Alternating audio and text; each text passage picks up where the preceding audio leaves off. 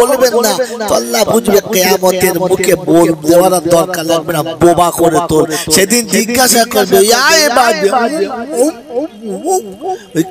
কি হয়েছে, বোবা কেন? আল্লাহ বিশ্বাস করে আমি বোবা ছিলাম না। সেদিন বোবা হয়ে উঠতে হবে। এজন্য মুখ খোলেন, কথা ওষুধটা এখনই দিয়ে দেবো, এখনই দিয়ে দেবো। তো কোরআন তোলেন, দেখেন ওয়ামান আরাদা আন যিকরি فإن له معيشة ضنكا ونحشره يوم القيامة أعمى قال رب لم حشرتني أعمى وقد كنت بصيرا قال كذلك أتتك آياتنا فنسيتها وكذلك اليوم تنسى রব্বে তুল জালাল শোনাচ্ছেন, কিয়ামতে আমি যখন তোমাকে তুলব, ও মানুষ তুমি শুনে রাখো, আমার স্মরণ যখন ভুলে যাবে, আমার কথা যখন মনে থাকবে না, তখন জীবনটা ছেঁচড়ির মতো হবে, কোনো জায়গাতে শান্তি পাবে না। হাসরে যখন উঠবে অন্ধ হয়ে উঠবে, চোখে কিচ্ছু দেখতে পাবে না। জিজ্ঞাসা করবে লিমা হাসারতানি আমা ওয়াকাদ কুনতু বাসীরা, আল্লাহ আমাকে অন্ধ কেন করেছো? আমি জমিনে সব দেখতে পেতাম, ছোট দেখতে পেতাম, বড় দেখতে পেতাম, ভালোটাও দেখতে পেতাম, মন্দটাও দেখতে পেতাম, কাছেরটাও দেখতে পেতাম, দূরেরটাও দেখতে পেতাম, সাদা কালো সব বুঝতে পারতাম, আমাকে অন্ধ কেন করেছো? সেদিন আল্লাহ পাক শোনাবে কালা কাযালিকা আতাতকা আয়াতুনা ফানাসিতাহা। আল্লাহ পাক শোনাচ্ছেন, পৃথিবীর জমিনে আমার যে বাড়িটা ছিল, আমার যে কোরআনটা ছিল, আমার নবীর যে হাদিস ছিল, আমার নবীর হাদিস শোনার পরে তোমার মুখে দরুদ এলো না। আমার ঘরটা দেখার পরে তুমি ভালো করে আমার ঘরের দিকে তাকালে না। সকাল সন্ধ্যা সব দেখেছো, টিভি দেখেছো, খবরের কাগজ দেখেছো, বই পুঁথি সব দেখেছো, আমার কোরআন দেখলে না। আমি আল্লাহ আমার দুনিয়ার দিকে তাকিয়ে দেখে আমি আল্লাহ কেমন, এটা কোনোদিন ভাবলে না। আমার কথা যখন তোমার স্মরণ ছিল না, তখন আমি আল্লাহ বুঝেছি তোমার মতো নেমো হারামের চোখের দরকার লাগে না। এজন্য কিয়ামতে অন্ধ করে তুলেছি, কিছুই দেখতে পাবে না। কি গো বাবা, কি হয়েছে, কি হয়েছে, কি বলছেন? উনি এতক্ষণ কোথায় ছিল? বাইরে বসছিল, ঢুকেই বিপদ করলো। ঢোকানোই তো বলে। আপনি শোনেন, আপনি শোনেন। মেরে মুহতরম দোস্ত বুজুর্গ আল্লাহ ওয়ালা ভাই, কথা জায়গা কথা আপনি কথাটা মাথায় রাখেন। আল্লাহর কালাম শোনা, আল্লাহর কালাম শোনা। और अल्लाह पाक रब्बुल आलमीन শোনালেন কিয়ামতে অন্ধ করে তুলব। সেদিন জিজ্ঞাসা করবে, আল্লাহ আমার তো চোখ ছিল, আমি মায়ের পেটে থেকে চোখ নিয়ে গেছি, পৃথিবীতে 70 বছর দেখতে পেয়েছি, 80 বছরের সূর্যের পিছনে সুতো লাগিয়েছি, আমার সেই চোখ অন্ধ হলো কেন? তো আল্লাহ বলবে, তোমাকে দেখে বুঝেছি তোমার চোখের দরকার নাই। কথা বোঝেন ভাই? তো আল্লাহর জান্নাতের বাগানে বসে আল্লাহর নাম আসবে, আর আপনি মুখে আল্লাহ বলবেন না, রাসূলের নাম আসবে আর দরুদ পড়বেন না। আপনাকে খুঁচিয়ে খুঁচিয়ে বলাতে হবে আর পড়াতে হবে। খোঁচা মারার পরও যখন বলবেন না, তো আল্লাহ বুঝবে কিয়ামতের মুখে বল দেওয়ার দরকার লাগবে না, বোবা করে তোল। সেদিন জিজ্ঞাসা করবে, ইয়া ইবাদ, কি হয়েছে, বোবা কেন? আল্লাহ বিশ্বাস করে আমি বোবা ছিলাম না। সেদিন বোবা হয়ে উঠতে হবে। এজন্য মুখ খোলেন, কথা বলার চেষ্টা করেন, মনে থাকবেন ইনশাআল্লাহ। এই আয়াতের তরজমা আমি এখন করি নাই, তাফসীরও করলাম। এই আয়াতের তাফসীর পরে আসবো, শুধু এই নোকতাটুকু শুনিয়ে দিলাম যে কিয়ামতে তাদের অন্ধ করে তোলা হবে যারা পুঁতি দেখার সময় পেয়েছে, কি বলে মোবাইল দেখার সময় পেয়েছে, ফ্রি ফায়ার দেখেছে, আরে কি বলে স্ট্যাটাস ম্যাটাস টুটুস ফুটুস সব দেখেছে, কিন্তু কোরআন খুলে দেখার সময় পায় নাই। তো আল্লাহ বলছে কিয়ামতে আমি ওকে অন্ধ করে তুলবো, চোখের জ্যোতিটাই দেবো না। সেদিন বলবো আল্লাহ আমার অপরাধ কি? বলে যাদের দেখেছিস তাদের কাছে চোখ চা, আমি দেবো না। মনে থাকবে ইনশাআল্লাহ। বাচ্চা কটাকে সামনে থেকে তোলেন, এরা জলসা শোনার কেউ না। বড়দের সামনে দাও, ওরা ছোট ছেলে না, আর ওদের হ্যাঁ না বলাতে আমি খুশি না। মেরে মোহতারাম দোস্তর বুজুর্গ আল্লাহওয়ালা ভাইরা, জ্ঞানী জন সুধী মানুষেরা, এজন্য যখন আল্লাহ নামের জিকির আসবে আল্লাহ বলবো ইনশাআল্লাহ। জোরে বলেন বলবেন ইনশাআল্লাহ। মেরে মোহতারাম দোস্তর বুজুর্গ আল্লাহওয়ালা ভাইরা, জ্ঞানী জন সুধী মানুষেরা, তাহলে পৃথিবীর শুরু থেকে আজ পর্যন্ত যা কিছু হয়েছে বলো কার ইচ্ছায়? আল্লাহর ইচ্ছায়। আর এখন থেকে নিয়ে কিয়ামত পর্যন্ত যা কিছু হবে ওগুলো কার ইচ্ছায়? মাঝখানে কারোর ইচ্ছা, মাঝখানে কারোর ইচ্ছা চলবে চলবে, এতে বিশ্বাস আছে? বিশ্বাস আছে? কার কার আছে হাত তোলেন যাদের বিশ্বাস আছে যে যা করবে আল্লাহ অন্য কেউ পারে না। বিশ্বাস বিশ্বাস। ডানাতে কি হয়েছে? মোবাইল ধরে আছে তো 72 দিয়েছে। হায় রে, তো ভাইখানে ভিতরে ভিতরে বিড়ি খেলে তো বাঁহাতে বিড়ি খেলে ডানাতে ছোঁচায়, সেই মাল কি হইলে কোথায় কখন কিসে হাত তোলে হুঁচো নাই।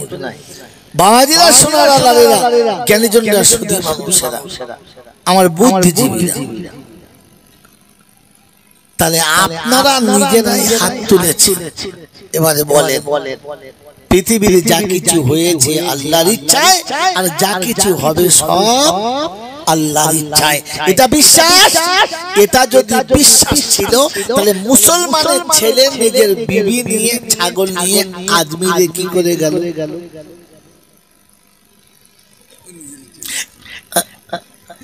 আজ এই কথাটা আমার শুনতে দেন, যদি এটা আপনি বুঝতে পারতেন এই শব্দটা বলতেন, আপনি বুঝতে পারবেন। কারণ আপনি জানেন যে আমি যে বাবার কাছে যাচ্ছি ও কয়লা সড়কে যাই, তালতলায় যাই, নারকলডাঙ্গায় যাই, আর কলকাতায় যে হুজুর কাছে যাই, ঘটিয়ালি যাই, পাথরচাবড়ি, আজমিরি, যেখানেই যাই, ওই বাবার ইচ্ছায় কিছু হয় না, হয় কার ইচ্ছায়? আল্লাহর ইচ্ছায়। এটা যদি বিশ্বাস ছিল, আর এরপরে ছাগল যদি বলির দরবারে জবাই হলো, তাহলে তুমি আর আল্লাহকে আল্লাহ বলে স্বীকার করলে? তাহলে হাত তুলে যে বলিলে সব আল্লাহর ইচ্ছায়। আমার বন্ধু, আমার আল্লাহ ভাইয়েরা, জ্ঞানী জনরা সুধী মানুষেরা, বলেন আপনার আমার ভালো মন্দ সুখ দুঃখ সব কার ইচ্ছায়?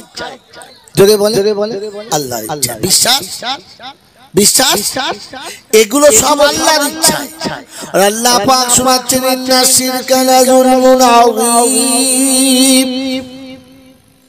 পৃথিবীর মানুষ তুমি শুনে রাখো, যে যত অন্যায় করেছে, জুলুম করেছে, ভুল করেছে, আমি আল্লাহ ক্ষমা করে দেব, আমি আল্লাহ রহমানুর রহিম মাফ করে দেব। কিন্তু একটা কথা শুনে রাখো, শিরক এত বড় জুলুম যে জুলুমের ক্ষমার কোনো রাস্তা নেই। আল্লাহ পাক দ্বিতীয় আয়াতে শুনিয়ে দিয়েছেন। আল্লাহ পাক রব্বুল আলামিন বলেন ইন্নাল্লাহা লা ইয়াগফিরু আন ইউশরিকা বিহি ওয়া ইয়াগফিরু মা দুনা যালিকা লিমান ইয়াশা।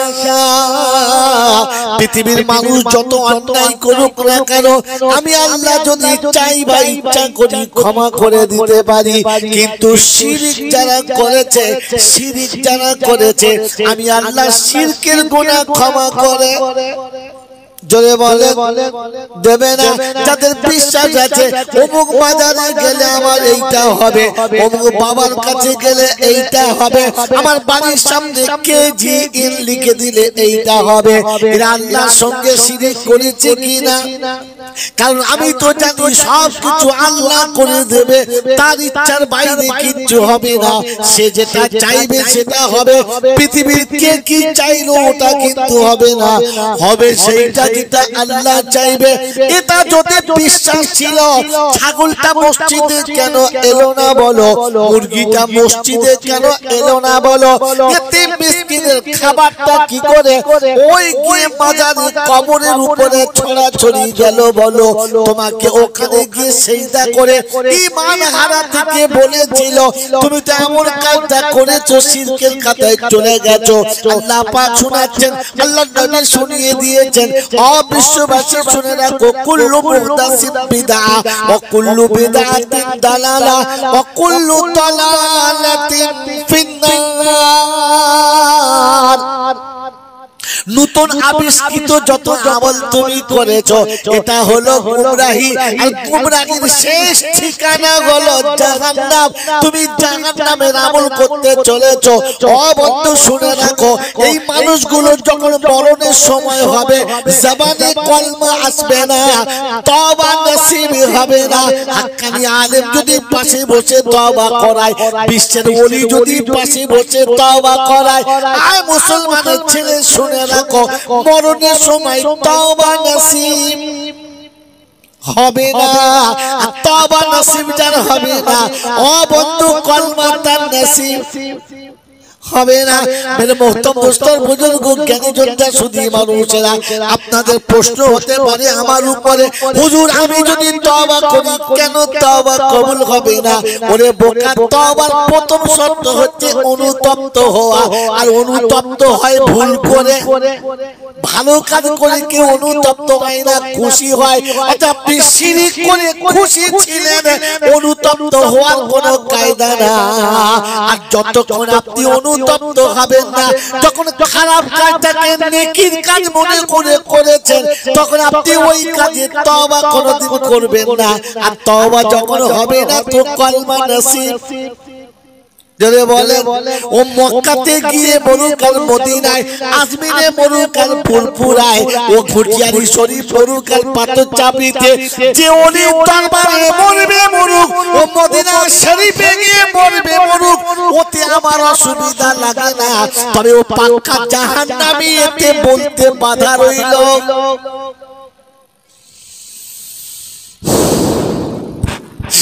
मेरे मोहतरम दोस्तों बुजुर्ग अल्लाह वाला भाईरा জ্ঞানী জনদের সুধী মানুষেরা, এজন্য আল্লাহর সঙ্গে শরীক হবে এমন কাজ করব না। করবে ইনশাআল্লাহ? জোরে বল। এই পৃথিবীতে দুটো মানুষ অভিশপ্ত গেছে, গরিব মারাত্মক ধনী। একটা অভিশপ্তের নাম হলো ফেরাউন। কি নাম? ফেরাউন। ফেরাউনকে ফেরাউন কেন বলে? ফেরাউনকে ফেরাউন কেন বলে? জোরে বলেন, জানলে বলেন, না বললে বলেন যে না জানি না। জোরে বলেন। কারণ ও খোদার জায়গাতে বসে পড়েছে। কোন জায়গাতে? খোদার জায়গাতে। আর নিজে খোদা সেজে বসেছে। হ্যাঁ না বলে? এই জন্য ওর নাম কি? জোরে বলে ফেরাউন। মেরে মোহতরম দোস্তর বুজুর্গ, ফেরাউন জান্নাতে যাবে, ওর জন্য যদি তওবা করা হয় যাবে। কোরআন শরীফ পড়ে খতম করে দোয়া করলে জোরে বলে যাবে না। কারণ ফেরাউন জান্নাতে যাওয়ার রাস্তা পাবে না, কারণ খোদার জায়গাতে বসেছে। এ বাবাজি আমার আল্লাহ ওয়ালা ভাইরা, নেতা না, এটা নেতা না, নেতা নাই। কটা ফেরাউন আছে জানেন? জোরে বলে জানেন? আমি দেখি তো। হ্যাঁ না বলে? এত টাকা দিয়ে এনেছেন, আমি দেখাবো না? কি বাবা দেখাবো না? বলেন এই ভাগ্যের ভালো মন্দের মালিক কে? আল্লাহ। ভাগ্যের ভালো মন্দের মালিক কে? জোরে বলে আল্লাহ। আপনার আমার রুজির মালিক কে? আল্লাহ। আপনার আমার সুখ দুঃখ আর শান্তির মালিক কে? আল্লাহ। জানি ইনশাআল্লাহ, বাস আলহামদুলিল্লাহ। তাহলে সবের মালিক কে? আল্লাহ। 62 বছর 64 বছর বয়স, ইঞ্জিন ভ্যান চালাতে চালাতে পিছনের আন্ডারপ্যান্ট ফেটে গোটা জয় বাংলা বেরিয়ে, তার উপরে গামছা পরে তাও ইঞ্জিন ভ্যান চালাচ্ছে।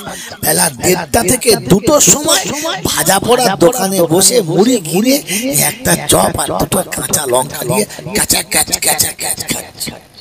তো দোকানদার জিজ্ঞাসা করছে, চাচা এত টাকা তুমি কি করবে? এই বয়সে আল্লাহ দিয়েছে, জমি জমা আছে, ব্যবসা আছে, ফের ইঞ্জিন ভ্যান চালাচ্ছ, কি ব্যাপার, এত টাকা কি করবে? তো বলছে, বাবা 2টো ছেলের ভবিষ্যৎ কিছু করে দিয়ে যাচ্ছে, ভবিষ্যৎ কিছু করে দিয়ে ছেলেদের ভবিষ্যতের জন্য কিছু করছে। কার জন্য বলেন? ভবিষ্যতের মালিক কে? এ বাবু কে? ফেরাউন।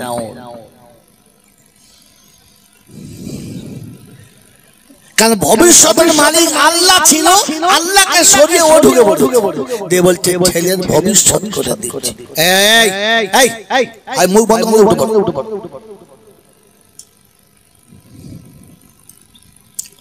নেতা নয়, আমার দাওয়াত জীবনে হবে না। এমনিতেই আমাকে খুদবার করছে, ও মৌলবি চলবে না, আর আজকে যা বলে যাচ্ছে আর দাওয়াত হবে। কি বলেন জি? ছেলের ভবিষ্যৎ করছে, বুড়ো বয়সে হাঁপিয়ে মরে যাচ্ছে। ওদের বউ বলছে, তুমি কি জন্য এত খাটছো? বলছে, শোন, যা ছিল সব তো ছেলে মেয়েদের দিয়েছি, আমি মরে গেলে তো করা ভাত দেবে ঘরে, তাই তোর ভবিষ্যতের জন্য আমি 10 কাঠা জমি কিনে তোর নামে লিখে দিয়ে মরবো, আমি মরে গেলে তোর ভবিষ্যৎটা হয়ে যাবে। হ্যাঁ না বলে? তো বিবির ভবিষ্যতের মালিক কে? জোরে বলে আল্লাহ। মুখ খোলে না ভাই, বিবির ভবিষ্যতের মালিক কে? আর যে 10 কাঠা জমি কিনছে কে? কাল সকালবেলা মোড়ের মাথায় চা খেয়ে দেখবে কটা ফেরাউন বেরোয়।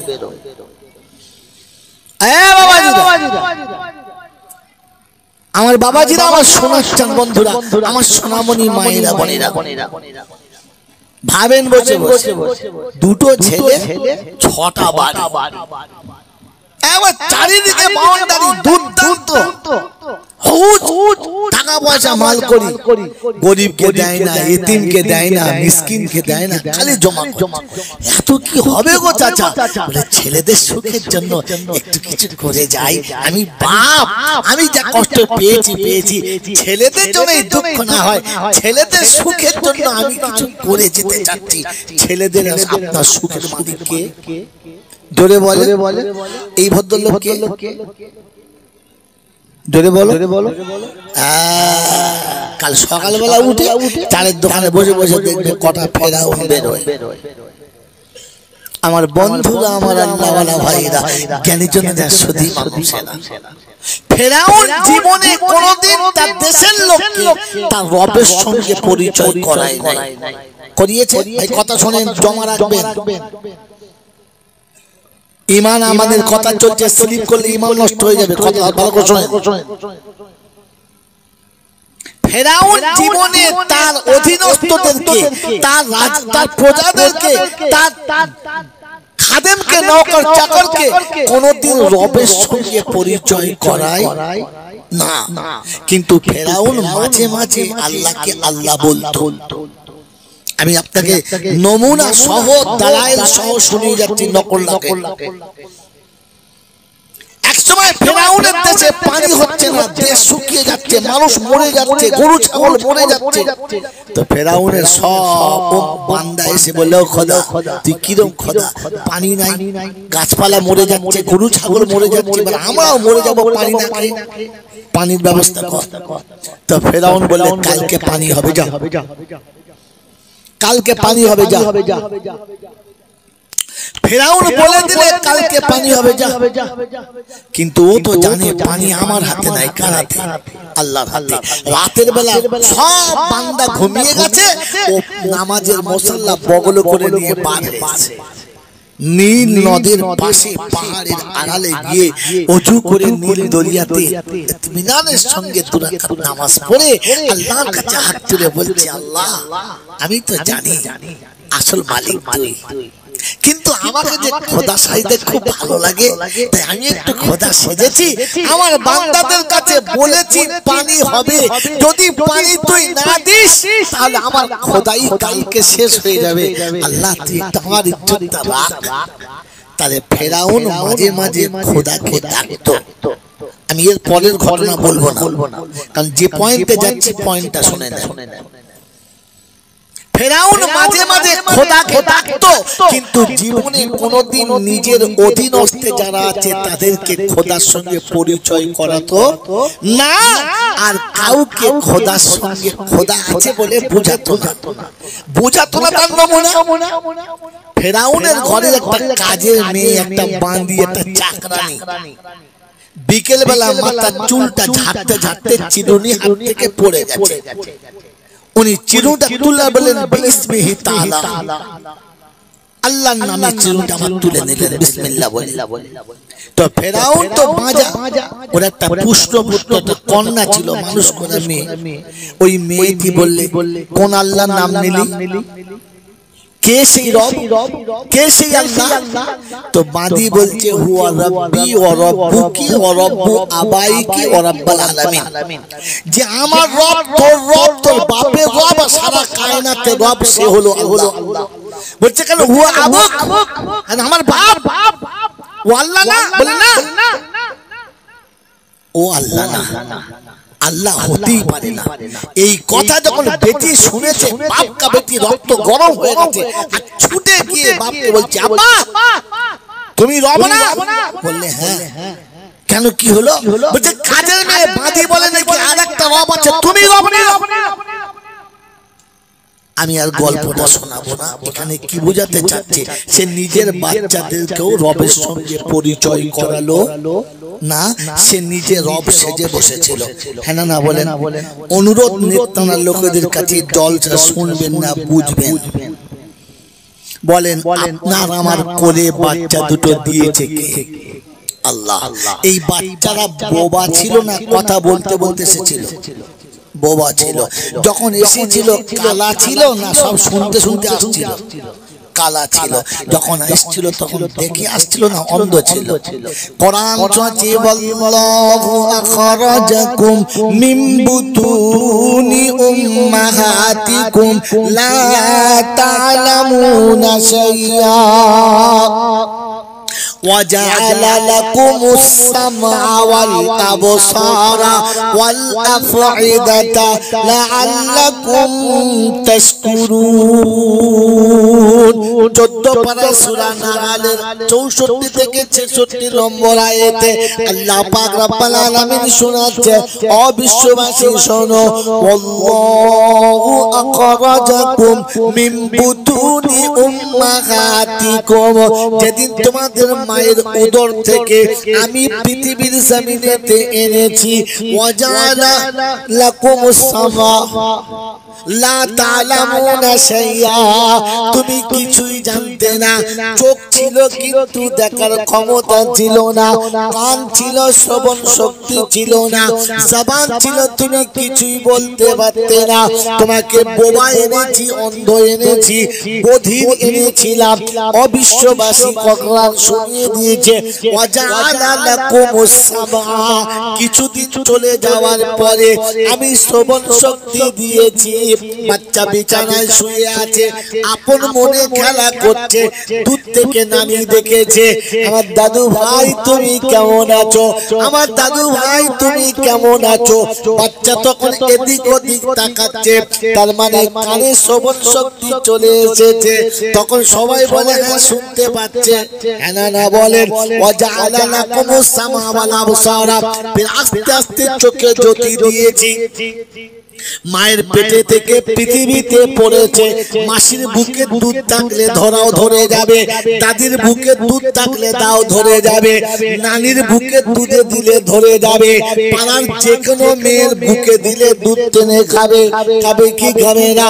কিন্তু আল্লাহ পাক শোনাচ্ছে ওয়াজালা লাকুমুস সামা ওয়াল আবসার, আমি যখন চোখে জ্যোতি দিয়েছি, মায়ের বুকটা চুষে খেয়েছে, মুখের দিকে তাকিয়ে থেকে থেকেছে, মায়ের দুধের সাথে মুখটার পরিচয় হয়ে গেছে। যেদিন থেকে দেখতে পেয়েছে ওকে তুমি সুন্দর করে তুলে যার কোলে দেবে দাও, সবার কোলে তুমি দিতে পারো, কারো বুকে কিন্তু মুখ দিয়ে আর টানবে না। যখনই দুধ খাবার মন যাবে, খালা বলবে আব্বা আমার টাকা, বাচ্চা দুধ ধরবে না। মাসি বলবে আমার টাকা, মামি বলবে আমার টাকা, কারোর বুকে মুখটা দেবে না। আল্লাহ পাক বলে চোখের জ্যোতি দিয়ে বুঝিয়ে দিয়েছি তোর এইটা মা, তুই মায়েরটা খাবি, অন্যেরটা কোনোদিন জোরে বলেন খাবি না। আল্লাহ পাক শোনাচ্ছে ওয়াজালা লাকুমুস সামা ওয়াল আবসারা ওয়াল আফিদাতা, আস্তে আস্তে কথা বলার ক্ষমতা দিয়েছি। শোনালো আল্লাহ, দেখালো আল্লাহ, কথা বলালো আল্লাহ। মায়ের পেটে দিয়েছে কে? আল্লাহ। আয় মুসলমানের ছেলে, ও আল্লাহ ওয়ালারা, বুদ্ধিজীবীরা, অনুরোধ করে বলি, আপনি কি আপনার ছেলেকে যখন কথা বলা শোনাচ্ছেন, সর্বপ্রথম আল্লাহ শিখিয়েছেন না আব্বা শিখিয়েছেন? আব্বা শিখিয়েছে, মা শিখিয়েছে, নানা নানি শিখিয়েছে, দেশ দুনিয়ার মানুষের সবার কথা শিখিয়েছে, সকলের কথা শিখিয়েছে, কিন্তু আল্লাহর সঙ্গে পরিচয় করানো জোরে বলেন হলো না। আমি তোকে খাওয়াই, আমি কামিয়ে নে তোকে খাওয়াই, আমি তোর লালন পালন করি, আমি তোকে সবকিছু করি, আমি শিখিয়েছি, আমি তোদের খাওয়াই। আমি মরে গেলে বুঝতে পারবি কি খাবি, চিংড়ি মাছের মতো মরে যাবি। বলে না বলে? এই ছেলেকে এই ধমক দিচ্ছে, বলছে আমি না থাকলে কে তোকে খাওয়াবে, আমি না থাকলে বুঝবি কি যন্ত্রণা। এই ভদ্র লোককে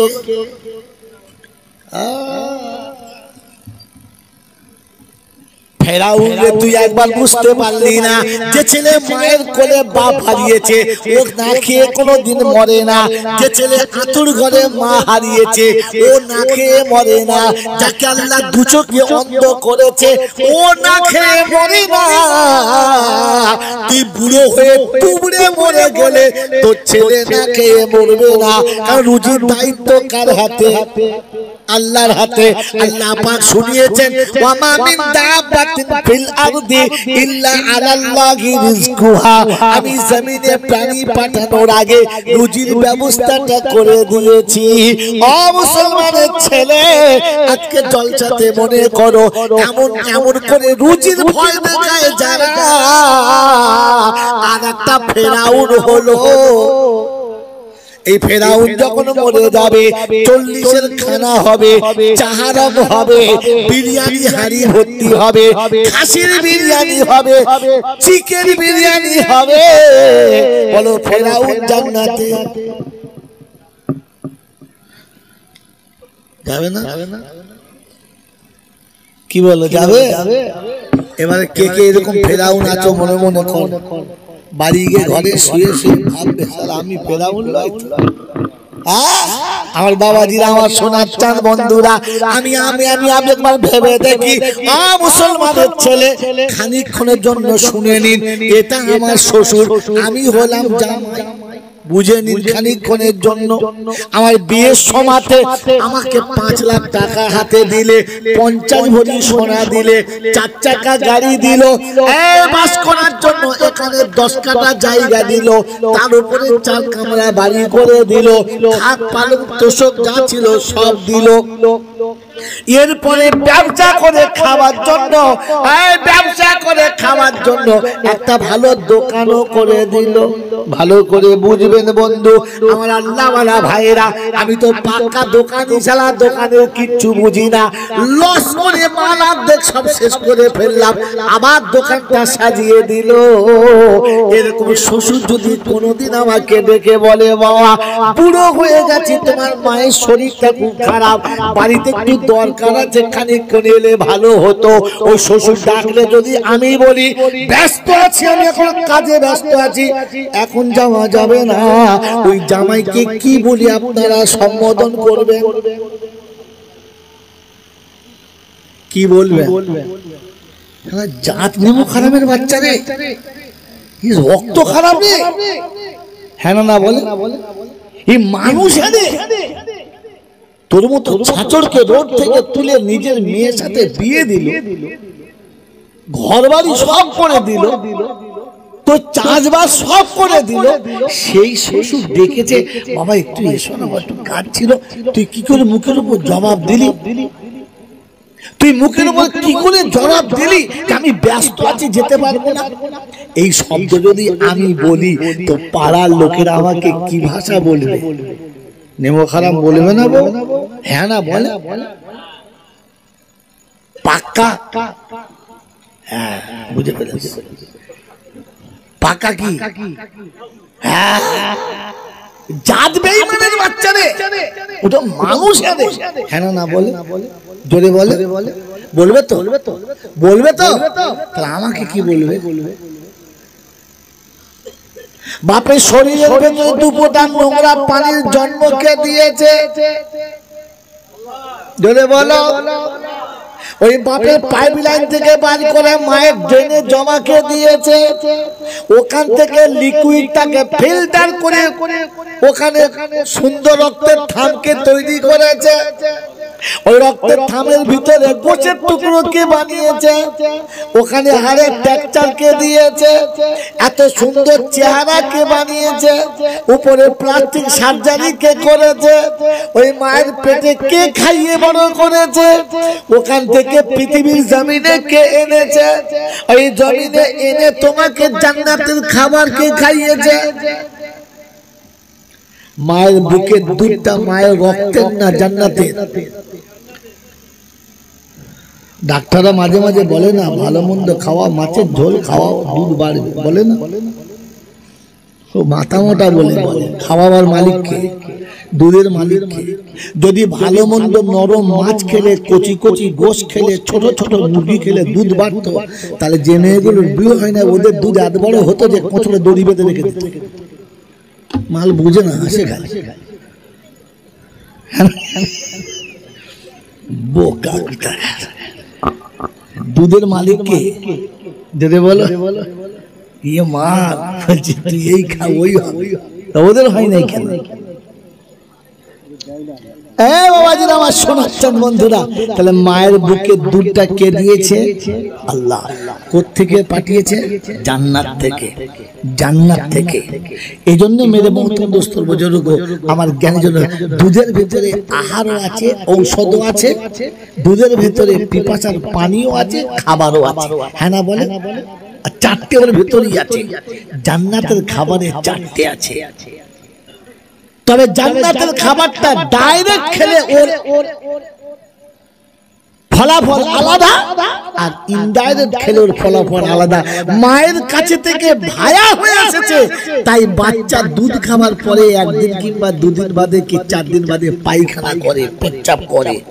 জান্নাতে ডাইরেক্ট খেলে পায়খানাও হবে না, পেচ্ছাপ হবে না। সুবহানাল্লাহ। তাহলে এত কিছু কে দিয়েছে? ওই আল্লাহ চোখের জ্যোতিও দিয়েছে, কানের শ্রবণ শক্তি, মুখের কথা চলার ক্ষমতা সব দিয়েছে। দিয়েছে না? এখন ওই আল্লাহ ডাকে আর এ কি বলে আমি একটা কাজে ব্যস্ত আছি, বুঝলেন মৌল সাহেব, নামাজ পড়তে যাব মনে করি কিন্তু দোকানে ব্যস্ত আছি, বুঝলেন যেতে পারি না, চাষে ব্যস্ত আছি, চাকরিতে ব্যস্ত আছি, কাজে ব্যস্ত আছি। রব্বে তুল জালাল বলে নিমু হারামের আওলাদ, তুই যেটাতে ব্যস্ত আছিস ওই ব্যস্ততার মালটা আমি তোকে দিয়েছি, অন্য কেউ দেয় নাই। এই শ্বশুরের ডাকে আমি সাড়া না দিলে, আমি যদি নেমো খারাপ জাত বেঈমানের বাচ্চা হই, তো যে মুসলমানের ছেলে আজান শুনলে মসজিদের আজান শুনলে মসজিদে যায় না, ওকে বেঈমান ছাড়া আর কিছু বলা চলে না।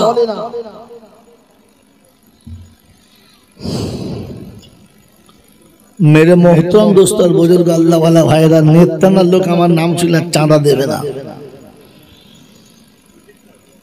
আমার বাবাজিরা আমার শোনাচ্ছেন বন্ধুরা, আমার সোনামণি মায়েরা বোনেরা, ওই ফেরাউন জীবনে তার অধীনস্থদেরকে রব চেনাই নাই, আর আমিও জীবনে আমার বাচ্চাদেরকে রব চেনাই নাই। চিনিয়েছি? চিনিয়েছি? আজও আমার ছেলে বলে আমাদের সব আমার বাপ করে। আমাদের বউকে জিজ্ঞাসা করে তোমাদের কি খাওয়ায় না, আমাদের সেই মূল সাপ খাওয়ায়, বলে না? বলে কে খাওয়ায়? মৌলভী সাহেব খাওয়ায়। আর আমি কি বলি যে আছি বলে সংসারটা চলছে, চলে গেলে বুঝবি। বলে না, বলে না। তার মানে হচ্ছে বড় ফেরাউন, ছোট কি রে? ওই সবার খাওয়ার দায়িত্ব তোর হাতে। তুই তো বাড়ির চাকর, তোকে দিয়ে কাজ করাচ্ছে, আল্লাহ ওদের খাওয়াচ্ছে তোর হাত দিয়ে। হ্যাঁ না, না বলেন না? এইতে যদি আমি আমার সন্তানের কাছে পরিচয় না করাই তো আমার নাম কি? জোরে বলে। এই ফেরাউনের কাছে আল্লাহ কথা বোঝানোর জন্য কাকে পাঠিয়েছিল? নবী মুসাকে। ওই মুসা নবীর বয়ান শুনে ফেরাউন কোনদিন পাল্টেছে? জোরে বলেন, পাল্টেছে? তো আমাদের মতো মৌলবীর বয়ান শুনে এই ফেরাউন পাল্টাবে? এই বাবাজিরা, আমার সোনার চাঁদ বন্ধুরা, আমার সোনামণি মায়েরা বোনেরা, জলসা শুনে কেন আমল হয় না বুঝতে পারছেন? ফেরাউন আবার আমল করে? আগে ফেরাউনের খাতা থেকে নাম কাটান, কসম খোদার করে বলছি আমল হতে বাধ্য।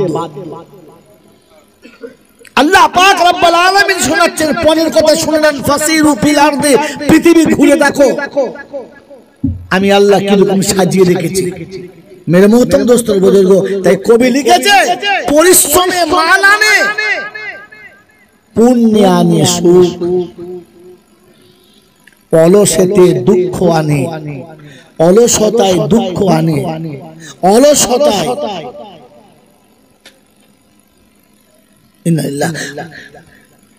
পরিশ্রমে মাল আনে, পুণ্যে আনে সুখ,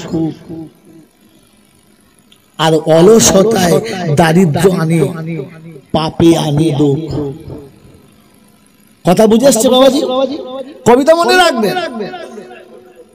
পরিশ্রমে মাল আনে, শান্তি আনতে পারে না। তার নমুনা